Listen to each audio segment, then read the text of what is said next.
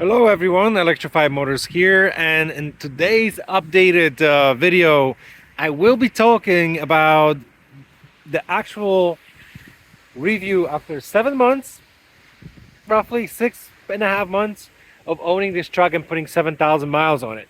So without further ado, I want to tell you first I'm going to tell you first what's wrong with it. So I have a service ticket open for December 10 in Atlanta, Georgia, because Rivian does have a service center in Atlanta, Georgia. Currently, I'm in Charlotte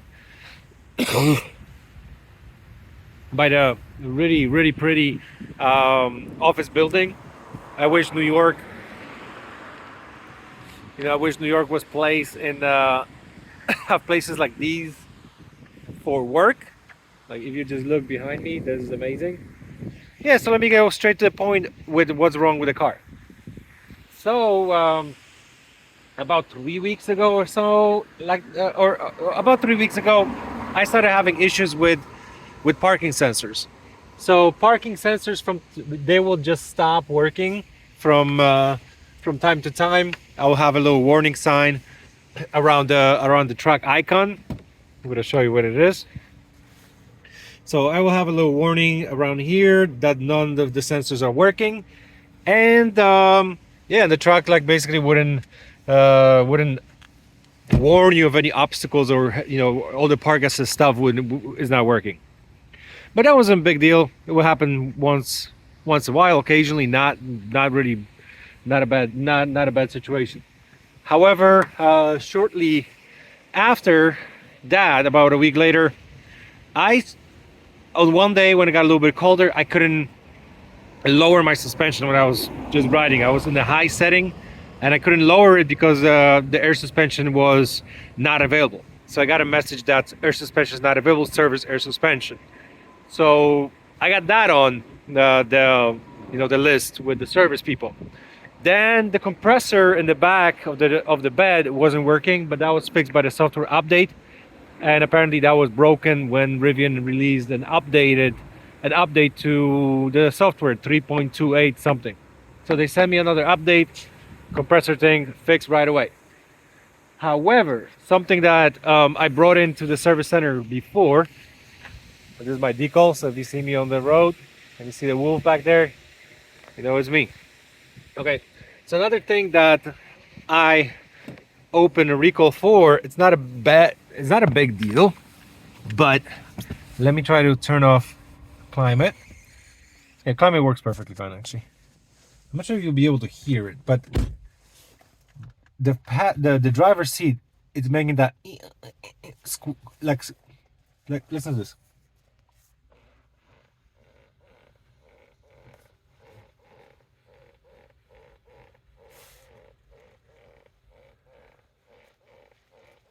Yeah, making that annoying like wee sound.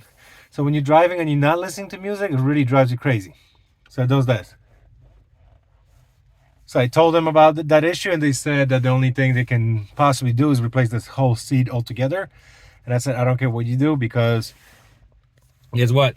The passenger seat, it's not doing that. Like it's a brand new car, and you don't want like a squeaky seat. So that was another thing, and I believe this is it.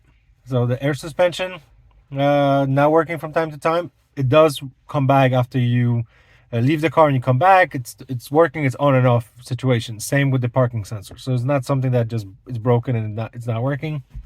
It is from time to time. So when I was heading out to Atlanta now recently for the trip, when the suspension was working, I lowered it all the way to the lowest setting and left it in conserve mode.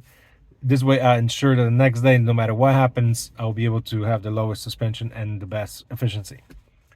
But what is good about the truck? Well, there's a lot of things that are good. So I started with a bad, but I have to tell you what's good.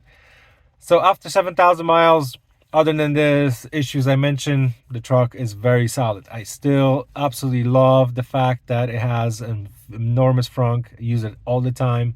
The gear tunnel is my favorite thing. It gets a lot of looks. Everybody's asking about the truck, asking, you know, what it is, what company, who makes Rivian. And I say Rivian, they don't know what I'm talking about. I say, okay, Rivian, they make Rivians, but who makes, which company? GM? And I say, no, it's Rivian. So I educate people all the time about the company, that they also manufacturing vans for Amazon. And I would love to actually see one. I saw some videos online, people showing the Amazon delivery vans, but I've never seen one myself. I've seen one myself on the outside. I've never seen the interior, never get to drive around. I would love to actually experience that. So that is great. UI is great. New software updates are amazing. The new leveling feature for camping mode is bonkers. Like if you park outside of your house and you just want to leave the truck and I don't know, do cleaning or whatever, you don't want the truck to be tilted if your driver is tilted. So self-leveling works for that as well. Sound system is amazing. Efficiency. I drove from Atlanta to Charlotte a couple of days ago, and I have to tell you, I got efficiency on par with my Model X. I had a 90% of battery. I covered 280 miles and I had 60 miles left. The efficiency was just bonkers. I think I had a really strong wind in the tailwind, so it means wind was actually blowing from the back, pushing me forward towards Charlotte. So that really helped with efficiency. But even without wind, this truck is super efficient when you change the conserve mode and you're only using the two front motors for propulsion. It's great. The screen works great. The comfort is great. The wheels, the noise, the road noise, everything still quality. Nothing squeaks, nothing rattles. Everything is solid. It's a really good fit and finish on every single thing. The gear tunnel doors, the back tailgate, the rolling gate, for me at least, not a problem. The front opening trunk, not a problem. Nothing has truly malfunction apart from the suspension sensors and the squeaky seat.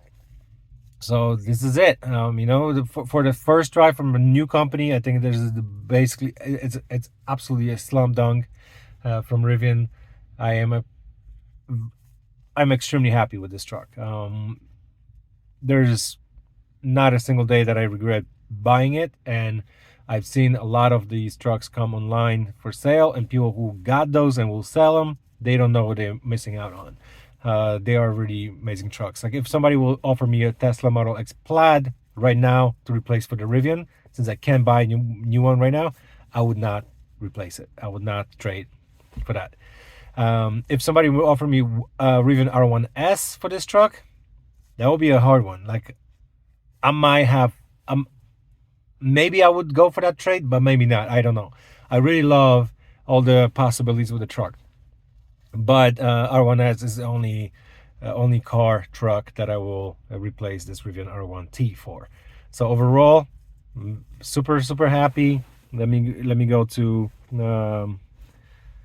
my settings, and as you can see, I lied about 7,000 miles. So I have 8,100 miles so far. So yeah, it's great. Charging infrastructure. Everybody's complaining about Electrify America. Use PlugShare and go to superchargers or go to Electrify America chargers that actually work. It will save you a lot of time. I never experienced Electrify America chargers that did not work. I just pull up, tap my my Electrify America app, plug the truck in, and it's charging fast. Like it's charging at 210 kilowatt kilowatt rate. So yeah, so far so good. I love it. If you have any questions, comments, and you would like to know more, let me know. I'll be happy to answer any questions you might have. Yeah, and that is it for now. I'm just gonna show you this screen. As you can see, 8,112 miles. So I've been using this truck a lot, and I've been definitely not gentle with it. So yeah, thanks for watching. Always like and subscribe for more videos like these, and I'll promise I'll be posting some a little bit more interesting videos. And I might have a Fisker Ocean 1 coming soon on the channel. So stay tuned, and thanks for watching again. Take care.